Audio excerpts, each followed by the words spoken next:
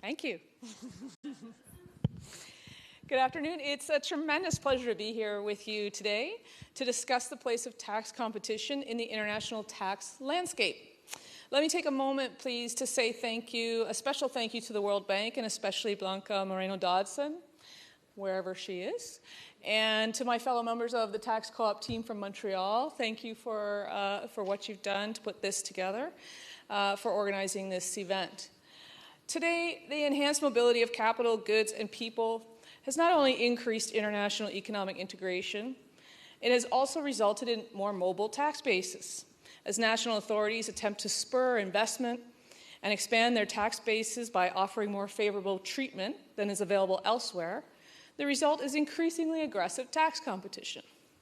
From an academic perspective, a main goal of international tax policy is to maximize the utility of goods and resources, while also ensuring fundamental fairness, thinking about the taxpayer's relative ability to pay across borders. But there's much disagreement on how to go about achieving these goals, especially with respect to tax competition. On the one hand, those who argue against the support of tax competition maintain that such policies favor only high-income countries and their corporate interests, and that low and middle-income countries are forced into a beggar-thy-neighbor situation, deprived of revenue necessary, indeed vital, for developing infrastructure, social programs, and communities. This disparate effect is exacerbated by the fact that high-income countries, through the OECD and the G20, have globalized the tax policy discourse, developing consensus on a set of mutually agreeable tax norms suited to their own interests. The countries with the lowest incomes, most of which are in sub-Saharan Africa, have been all but missing in this global dialogue. And it's not clear how these countries may make their voices heard, even in a more inclusive framework. Thus, many of the biggest tax-related challenges faced by the world's poorest countries are not necessarily a reflection of the shortcomings or capacity issues of a particular tax administration. Rather, these challenges reflect the international community's failure to consider how the globalization of tax policy norms affects vulnerable nations. On the other hand, those in favor of tax competition maintain that tax competition follows real competition, that is, for investment. And tax competition policies represent, through a deference to the market, a fair and efficient allocation of income and investment, which will generate the highest returns for both high and low and middle income countries.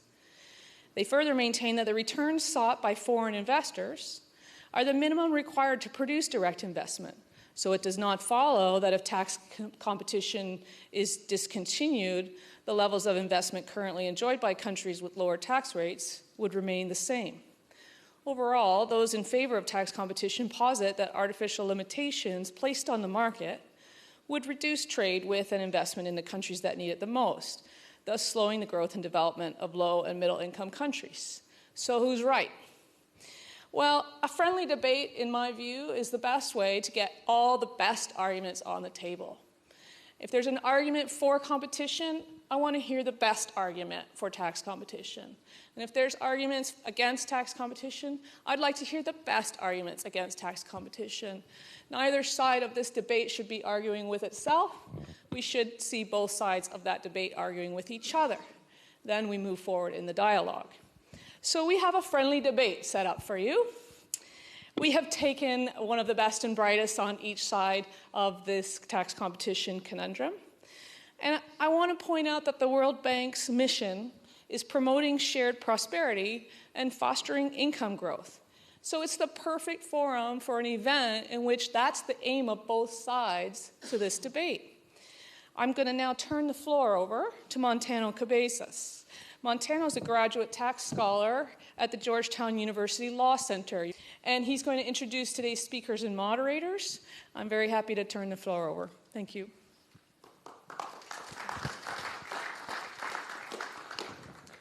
Good afternoon. I'm very pleased to welcome you to today's debate between two internationally recognized voices on tax policy, Alison Holder and Véronique de Rugy. On our left side, we have Alison Holder, Please approach the podium. Ms. Holder is the Director of Policy, Advocacy, and Programs at ActionAid UK. And coming to the podium now is Véronique de Rugy. Véronique is a Senior Research Fellow at the Mercatus Center at George Mason University and a nationally syndicated columnist at the Creator Syndicate. I would also like to present our two moderators. Judge Louise Otis is president. Judge Otis is president of both the Administrative Tribunal of the OECD and of the Appeal Court at the International Organization of La Francophonie. We also have Professor Jay Rosengard.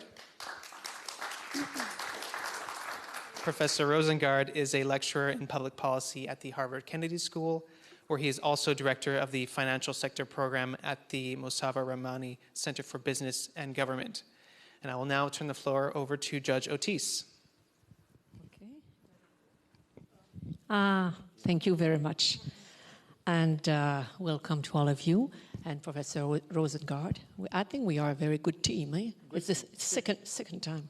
So this session has been designed to be an interactive session, and where all of you will be member of the jury, and you will have to render a verdict.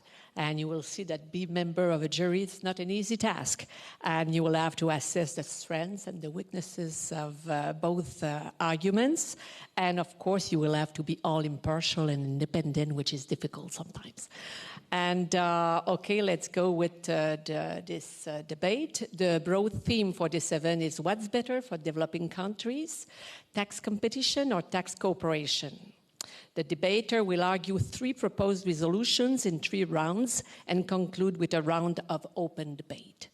At the opening of each round, I will read the resolution for the round, and each debater will have an allotted time to respond. At the end of the debate, we will poll the audience, I mean the jury, and for a vote on the outcome. And we, as moderators, will cast our votes as well. I look forward to a very lively discussion. You'd better, right? Okay, round 1. I will now read the first resolution, and we will begin round 1 with Alison, and we will argue in favor of it, okay? And the first resolution is as follows.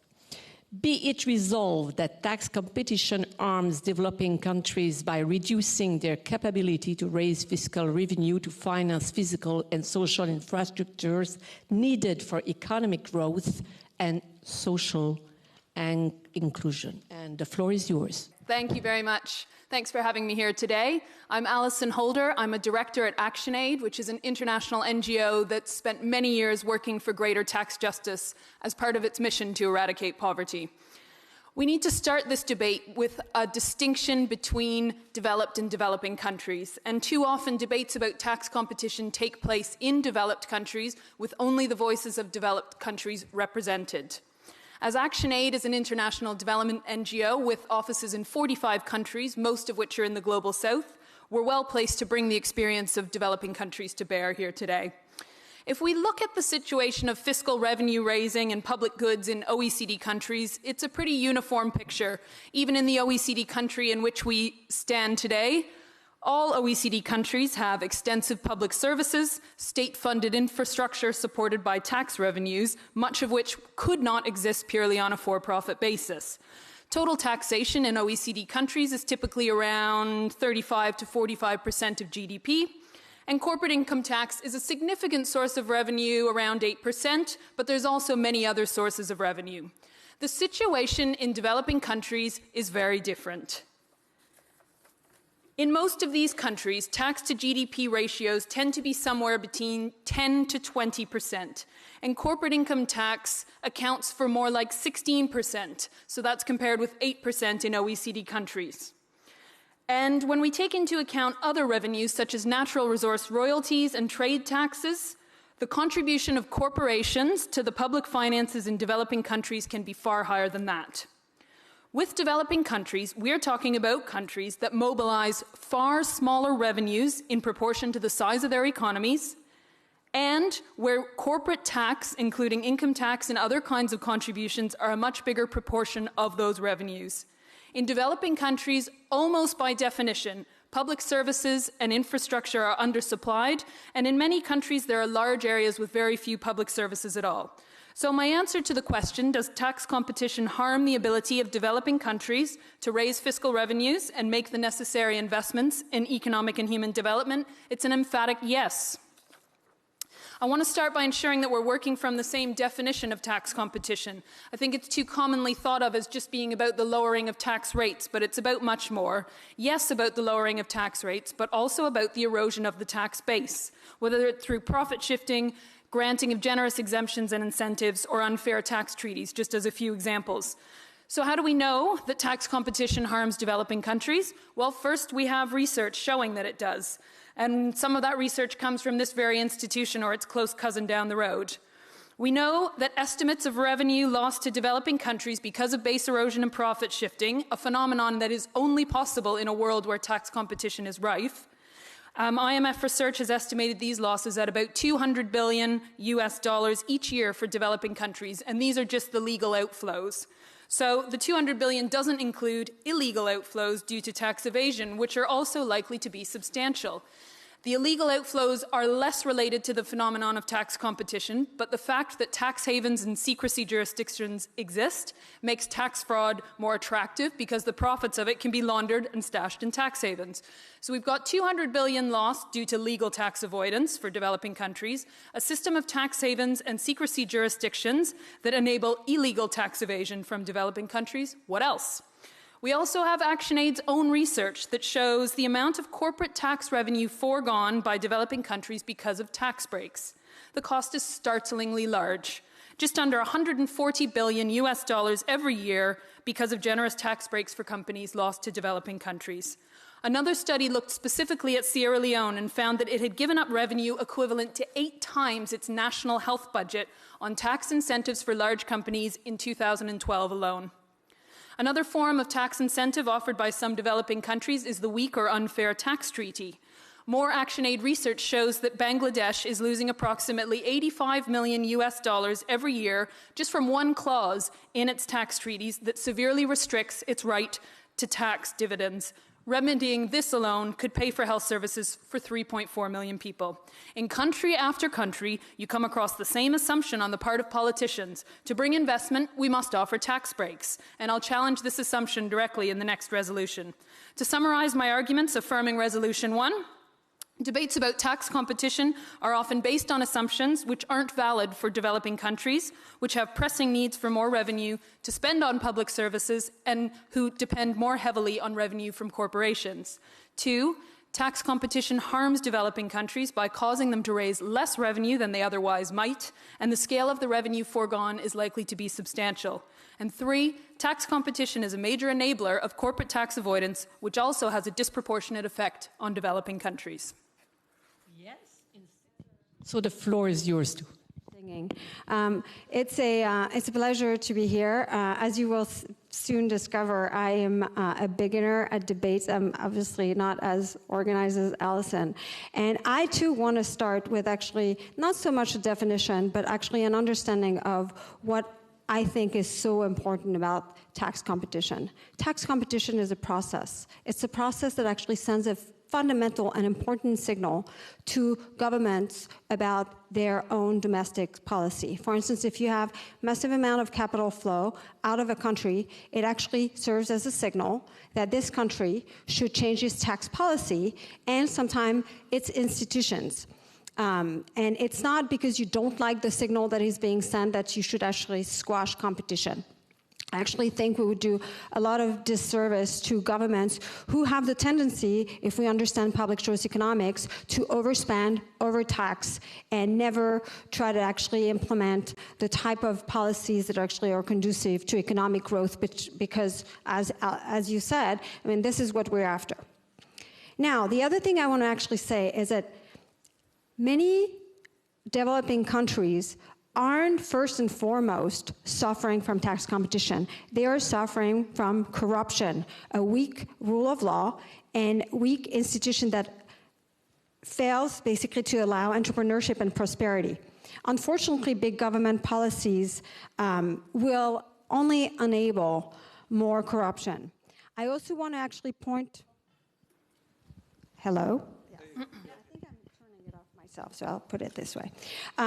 To a paper, an interesting paper that was actually produced by the World Bank in May 2015 that actually talks about the consequences of disclosure, especially in developing country.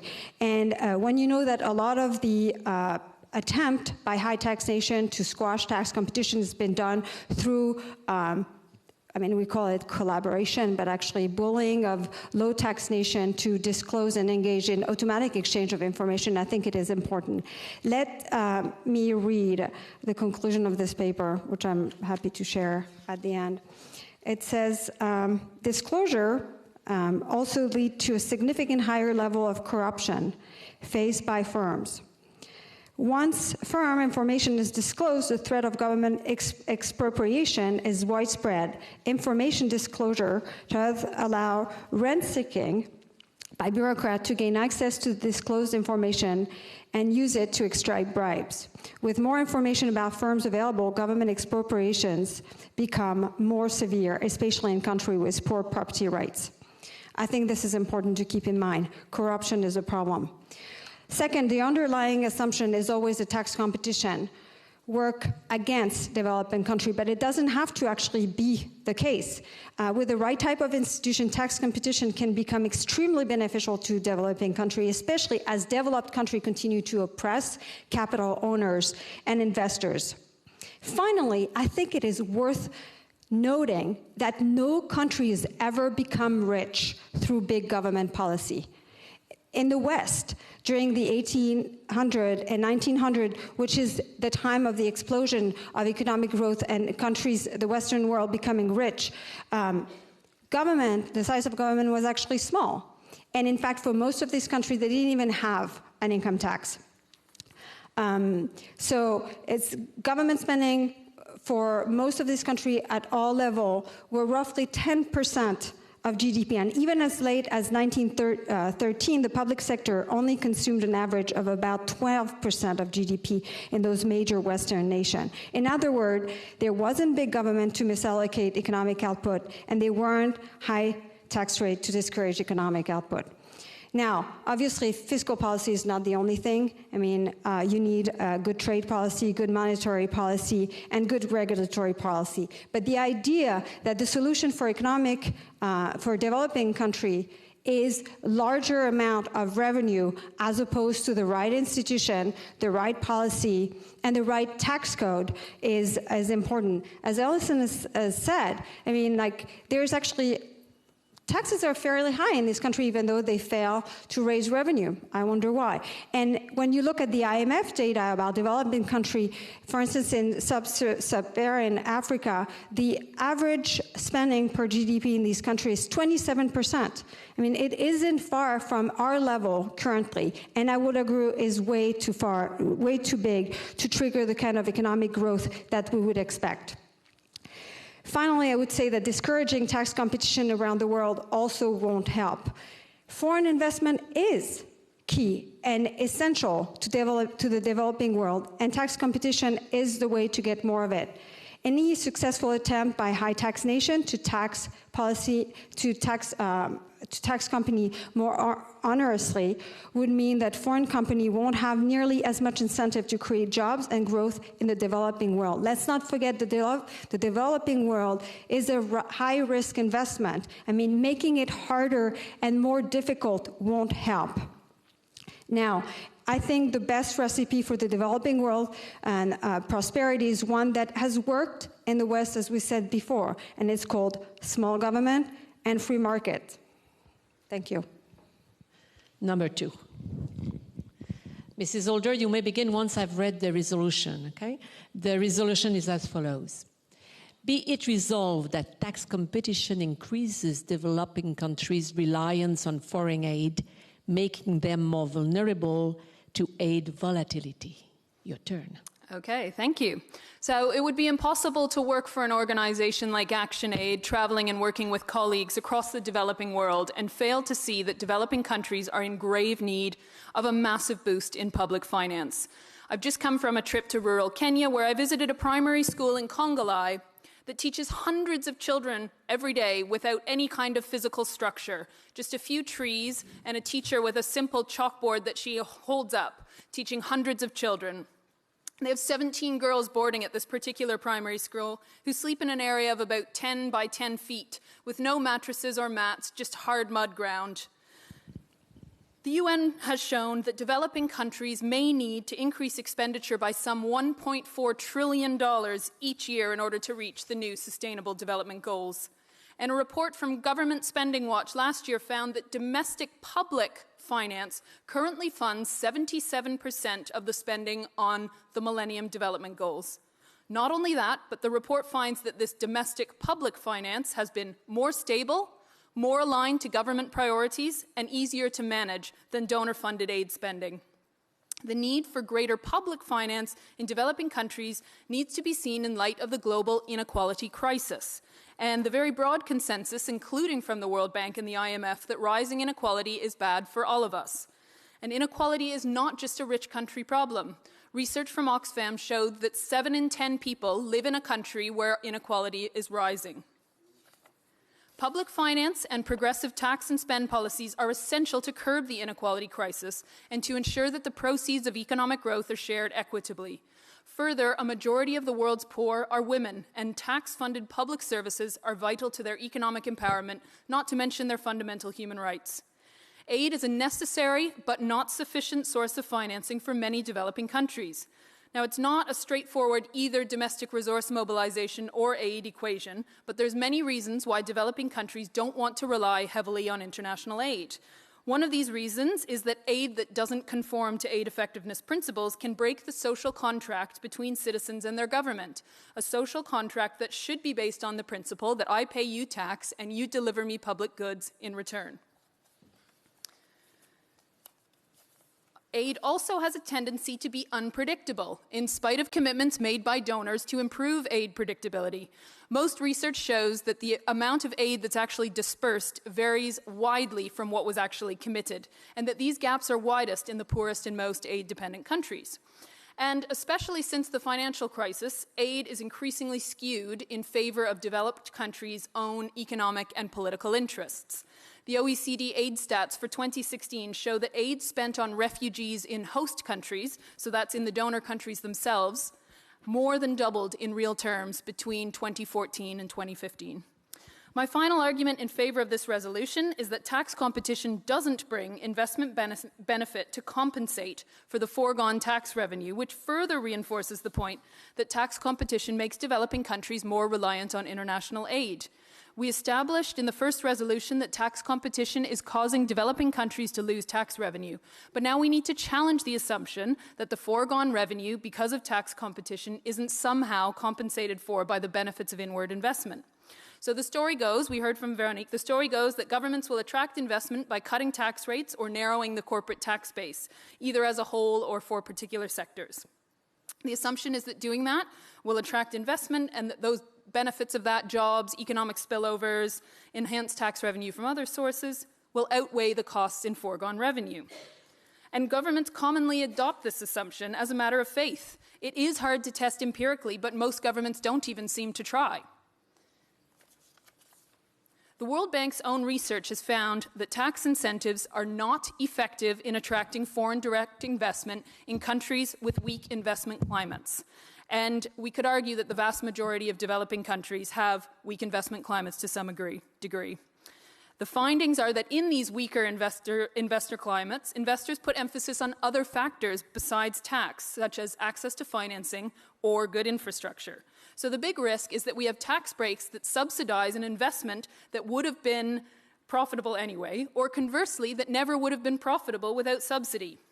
So in general, I think we're seeing some emerging recognition that the costs of tax competition outweigh the benefits, but there's not yet a willingness to give up tax incentives as a tool of investment policy, in spite of what the evidence tells us. To summarize my arguments affirming Resolution 2, developing countries have a great need for finance, and much of it must be public finance in order to reverse the damaging effects of rising inequality.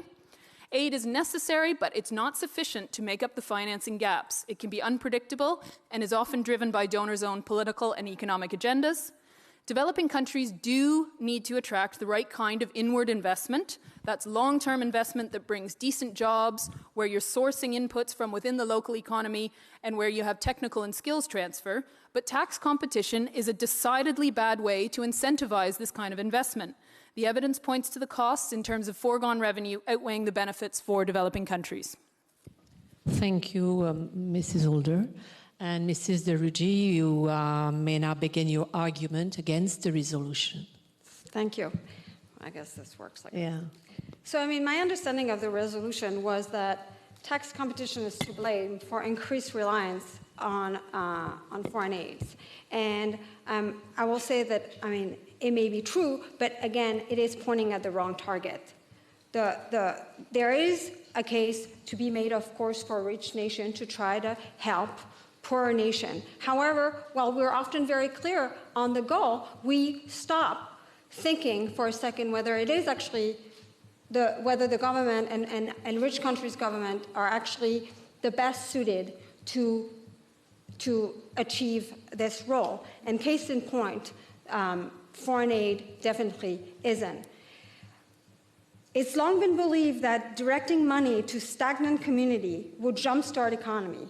And to that effect, rich nations have actually spent, since 1962, over $4 trillion in foreign aid.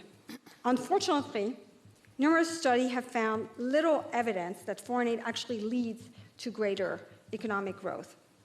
Economists like Darren Amoglu and James Robinson, Dambisa Moyo, and Bill Easterly, several of them who have actually worked in international bureaucracies, specifically looking at foreign aids, have shown very effectively that foreign aid has a terrible track record and too often only make matters worse. So, for instance, Moyo wrote in her 2009 book, "Stuck in an aid world of no incentive, there is no reason for government to seek other, better, more transparent ways of raising development finance." She writes, "A constant stream of free money is a perfect way to keep an inefficient government or simply bad government in power."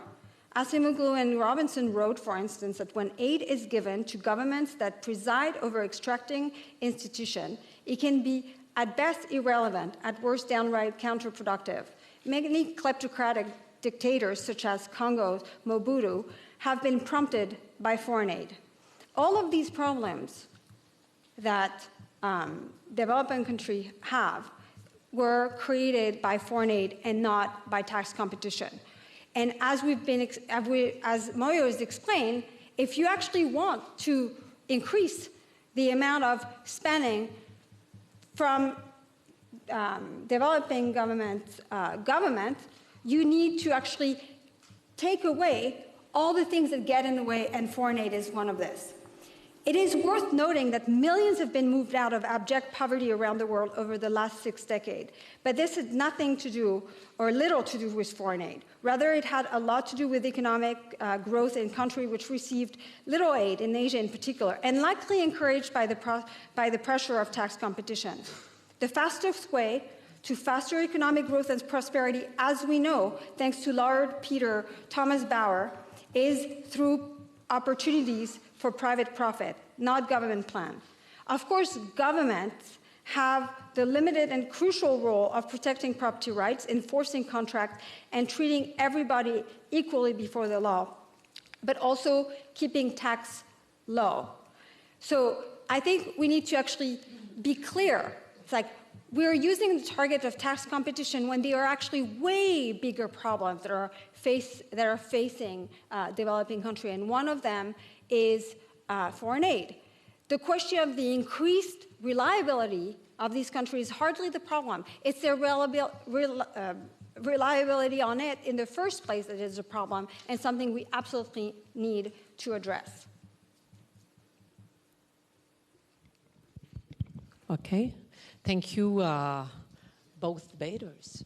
And that concludes round 2. And we will now proceed to the second half of this debate, which will be moderated by Professor Rosengard. Thank you. Good afternoon, my dear conference participants who have remained here to the bitter end because clearly you care passionately about tax competition and tax cooperation. And it's an honor to serve on this panel with a real judge and two esteemed speakers. So we move on to round 3. And we will reverse the order, to be fair, in this round, and we will begin with Ms. de Rugy arguing against the resolution, which is as follows. Be it resolved that tax competition aggravates existing income disparities between developed and developing countries. You have the floor. Thank you. I thought it was an interesting proposition considering that this is one that we hear all the time about in the United States. However, I reject the premise that income disparity is a problem. Rather, I would argue that the problem is big and bad government policies in the developing world that lead to stagnation. In fact, data from the St. Louis Federal Reserve Bank now shows that all low-income nations, not all low-income nations have actually stagnating, right? What you want is, you don't want stagnation. You want convergence, but you want the convergence in the right direction, as I will show. We've seen rapid and persistent relative income growth in previously poor countries like Hong Kong, Singapore, Taiwan, Ireland, in the beginning of the 1960s, all through the early 2000s, to catch up or converge to the higher level of per capita income in the United States. That shows to me that it is not a curse of all developing countries to stagnate and to stay far behind the United States level. In sharp contrast, per capita income relative to the US remained constant and stagnant at 10% to 30% of US income in the group of Latin American countries, which remained stuck in the middle income trap and showed no sign of convergence to higher income level. The lack of convergence is even more striking among low-income countries. Countries such as Bangladesh, El Salvador, Mozambique, and Niger are stuck in a poverty trap where their relative per capita income is constant and stagnant at or below 5% of the US level. If you want convergence and less disparity for relatively poor countries, we should allow them to liberalize their economy by shrinking government and reducing intervention. In fact, data from the economic freedom of the world give us a good roadmap for whether nations will grow. As economic freedom increased in Hong Kong, Singapore, Taiwan, and Ireland, these countries converged toward the US. These jurisdictions have pursued, at least to some extent, pro-market policies. In fact, they all rank among the world's top 18th nation for economic growth. And by the way, in the last few years, it was even higher than the United States. While economic freedom stayed flat in nations such as Mexico and Brazil, so did their prospect of conversion towards the US.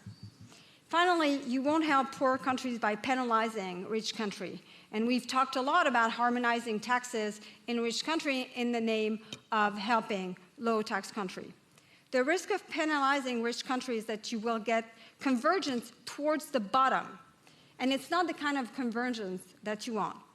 Instead, we should all be putting our eggs in a less-turned poor country into capitalist heavens. It's happened before, and it can happen again. Finally, I will conclude by saying that we can actually squash all tax competition, and I can guarantee you that the countries that are stuck at the bottom will be stuck at the bottom if we don't address the much bigger and fundamental question of their institution, terrible tax policy, corrupt governments. Thank you. Thank you, Ms. LaRouche. Ms. Holder, you now have an opportunity to argue in favor of the resolution. The floor is yours. Great, thank you.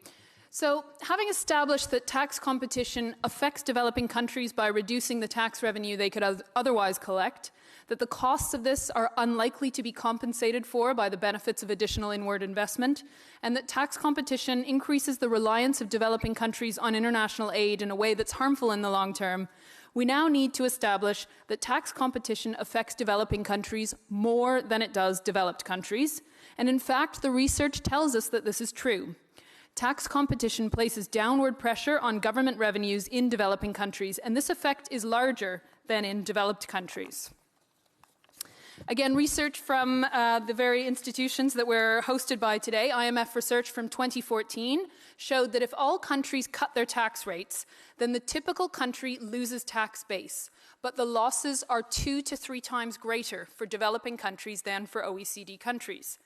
This shouldn't surprise us hugely because international tax competition is a problem created largely in developed countries. The most significant tax havens are in OECD countries or dependencies of OECD countries. This came through clearly in research done by the International Center for Tax and Development last year, which shows a clear pattern of a small number of what the authors call profit haven countries benefiting from profit shifting by US multinationals to the detriment of lower income countries.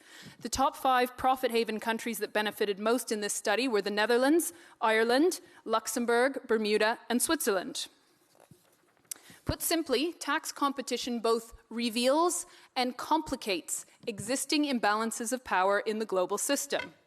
Developing countries are disadvantaged by unequal power relations on a number of fronts.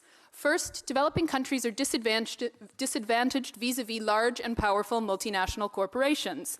And Donald Kaberuka, the former president of the African Development Bank, told an interesting story, which he said was a very familiar story in Africa, which is that of a large company that flies in to meet a minister of finance in an African country and says, yes, we'll invest in your country, but here's the list of tax breaks that we'll require. Oh, and by the way, we're flying on to your neighboring country next, so you've got 3 hours to decide. Second, developing countries are in a weak position when it comes to resisting advice that is pushed by the international financial institutions. And there is a concern that in the past, the IFIs have put too much emphasis in their policy advice on raising indirect taxes and not enough emphasis on taxing corporate profits, and that this is one of the reasons that some developing countries now have extensive and complicated regimes of tax breaks for corporations. Finally, developing countries are disadvantaged by not having an equal seat at the table where the tax rules are set, and we heard about that in one of the previous panels this afternoon. Richer countries have a greater say in how to respond to tax competition or not to respond to it, as the case may be, because the imbalance of power in global governance, more generally, and because of the dominance of the OECD as the institution that is currently most influential in setting tax norms. We can see the impact of the fact that developing countries don't have an equal seat at the table if we look at the outcomes of the OECD BEPS project. And ActionAid would argue that a fundamental problem with the OECD BEPS project is precisely that it hasn't attempted to systematically address the problem of tax competition. And it wasn't able to. It's a member-based organization, and some OECD countries are enthusiastic practitioners of tax competition.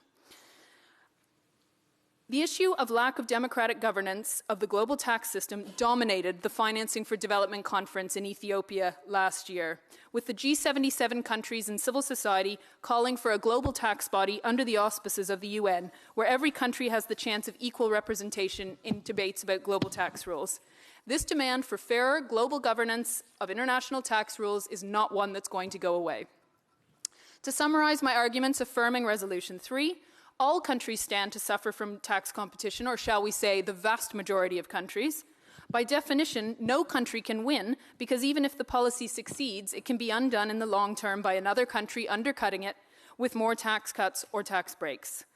Although all countries stand to suffer, developing countries stand to suffer more because of their greater reliance on corporate taxes. Tax competition reveals and complicates existing imbalances of power in the negotiation of tax norms. And in sum, tax competition is a global problem which stands to affect all countries, but it affects developing countries more. And the imbalances in international institutions mean that they're generally in a weaker position to do anything about it. Thank you, Ms. Holder. This concludes round 3. At this time, we will proceed to round 4, our final round, which is an open round for final arguments and rebuttals, but I'm going to use my prerogative as a moderator to add a question to each of you that I'd like you to consider in your closing comments. So, Since you're both standing, this will give you an opportunity to think on your feet. Great. Okay. So, for Ms. Holder, can you think of any conditions under which tax competition might be constructive for developing economies? And for Ms. DeRougy, can you think of any conditions under which tax competition might be counterproductive for developing economies? So we will now begin with Ms. DeRougy for your closing comments. Okay. Is there any time where tax competition would be counterproductive? Well, it actually depends on who you're talking about, right? I mean, if you're a consumer and you're shopping around for the highest quality, the lowest price, you're going to like having firms competing with one another. But if you ask firms, right, they're likely to tell you that no, it's actually really not great, this competition. And in fact, you see a significant amount of efforts done in the developing world and especially in the developed world to actually try to squash competition, right, against consumers. So actually, I think the same exactly is true for competition. Do countries that are actually trying to raise revenue on a captive audience like tax competition? No, they don't. However, so from their point of view, if your goal is to grow government without much constraint, without actually have to be accountable for the right type of investment, for actually funding the right role of government that would be conducive to economic growth, you may not like this. If you're in a developing country and what you want is to serve special interest at the expense of your people, yes, for you, tax competition is counterproductive. But I would argue that actually what we've seen over time, considering that the propensity for government to overtax and overspend, this is certainly the case in a high-tax nation in the developed world, for sure, tax competition is actually maybe the only way to actually impose some sort of constraints on these governments. I fear to think what France's economy would look like without any tax competition they were subjected to. If high-income French people didn't actually vote with their feet and move to Belgium when the French government, always in dire need of more revenue, decided that it was okay to impose a 75% marginal tax rate on high-income earners, I wonder what would have happened. So I actually think that it really depends on how you think about it and who you ask. Thank you very much. The floor is yours, Ms. Holder. Okay, thank you. So my answer to the question, are there any conditions that under which tax competition might be beneficial for developing countries? And my answer to that question is no. And I think what may be beneficial for developing countries are the very policies that have enabled the rich countries that I come from and that we stand in today to develop over time. Though that very same toolbox of policies should be available to developing countries. And I should say that this isn't anything to do with being anti-market or anti-competition in general, but just because competition works in the private sector and it works in the provision of goods and other items doesn't mean that it works for tax. I think it was interesting that Veronique earlier in her talk talked about, first of all, the early history of the rich countries, like the United States. And actually, I think there's no greater argument in favor of big government, actually, than the early experiences of our countries. Very directed industrial policy. And the economist Ha-Joon Chang talks about the idea of kicking away the ladder, that the rich countries today try to prevent developing countries from using the very same policies that they use to become rich. So I think actually those are the kind of policies that developing countries should have at their disposal. And the other interesting example that Veronique used was the example of mass reductions in poverty, again, which can be attributed largely to East Asian countries over recent years. And again, I would say no greater argument in favor of big government, being able to direct industrial policy. For me, are the exact kind of policies that developing countries should have at their disposal. And I don't think that tax competition is the best way of producing economic development strategies that will also bring human development benefits, not just economic growth for its own sake. Thank you. So this concludes today's debate. Please join me in thanking Ms. DeLucci and Ms. Holder for their thoughtful, provocative, and passionate comments.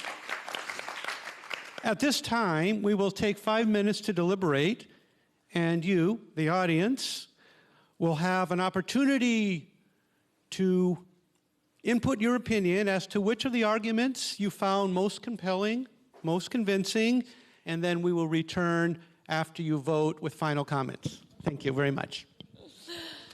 Well, thank you, Allison, and thank you, Veronica, for a very interesting debate. So I want to just make a small comment, and then I will invite a question if we have time for that. I want to talk about the ease with which we choose the information that we take in. There's a story actually in the news yesterday or the day before about the Facebook algorithm. It ensures that you only read things with which you already agree. And in my view, it's very healthy to hear things with which you do not agree. Events like this one, which not only require us to listen to both sides of the issue, quietly seething, perhaps. So, it's a healthy thing to do, but also, more importantly, it forces us to engage with and listen to counter-arguments. The more powerful, the better. It's essential, I think, to improving the tax policy discourse. And may I just add that I think we actually are suffering from a very weak tax policy discourse in the public realm. I think that we all here have an expertise that we have to really work to translate, to talk to people who are not experts. And I really appreciate, therefore, Veronique and Allison, I really appreciate the effort that both of you have made to make your arguments clear. And now we can disagree with them, or we can pick them up and see where they can take us, and I appreciate that. Thank you very much. I'll turn it back over to Okay, so we've now completed our deliberations, and we've taken the audience poll. We'd like to remind everyone that this was not a competitive debate, but rather an intellectual inquiry. And as it was last year, the very goal is to encourage frank and candid discussions on issues relating to corporate taxation. And I would say that I'm very pleased that I believe that we have met this goal.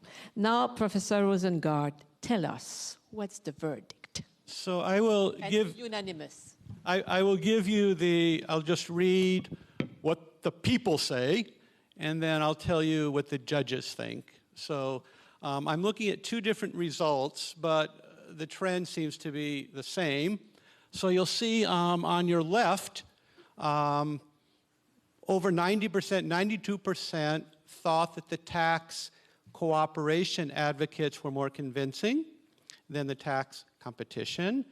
92% to 8%.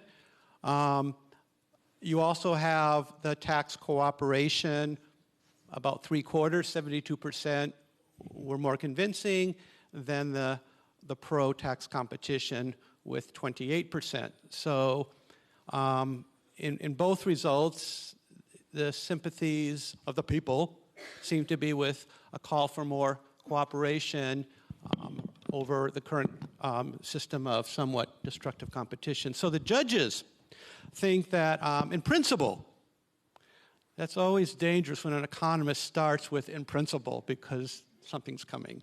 So in principle, Because you will miss your flight. we think tax competition is good. As in other areas, competition should bring down prices and improve services. So in this case, competition should bring down taxes and improve expenditure efficiency and effectiveness. But sometimes competition can be counterproductive and lead to a race to the bottom, and it's a race to the bottom without any glass bottom boat. So you crash, and everybody loses. And as we've heard, that race to the bottom can be extremely costly. If you remember, some of you saw the interview with the finance minister from France, and we've heard about how essential taxes are to provide the basic goods and services from the public sector to enable the private sector and the community to prosper. If you look carved in stone over the IRS headquarters, a few blocks from here, taxes, to paraphrase Oliver Wendell Holmes, taxes are the price we pay for civilized society. So in these cases, you need more cooperation so that you have what I would say more constructive competition. So we would disagree that there is no positive role for competition, but we also disagree that not all competition is good. So, and we see these interventions to try to mitigate the negative or unintended effects of destructive competition, international trade taxes, we have treaties, some bringing tariffs down to zero, some also trying to deal with non-tariff measures once you have zero tariffs. VAT, there's some general protocols we agree on, tax imports, not exports, so that at least it's common around the world and you're looking at a similar tax base. We heard some very good suggestions today on corporate taxation. We heard about a common definition of the tax base with perhaps a minimum tax so that you're ensured some minimal level of government revenue. Within that, what you want is for corporations, they've gone from fear of double taxation to a bliss of double non-taxation, and I think we would agree that what you want, however you define it, is that the corporations should pay their fair share somewhere. And so, again, the devil's in the details, trying to figure out what fair share is and where that somewhere might be. And that's where we're looking, again, tomorrow for a lot more suggestions on how to mitigate the negative consequences of destructive tax competition and move towards more constructive cooperation where it might lead to a more efficient and more equitable corporate tax system. And with that, I thank you all for staying to the end. I bid you farewell, and I'm looking forward to the conversation tomorrow for the second day of the conference. Thank you very much.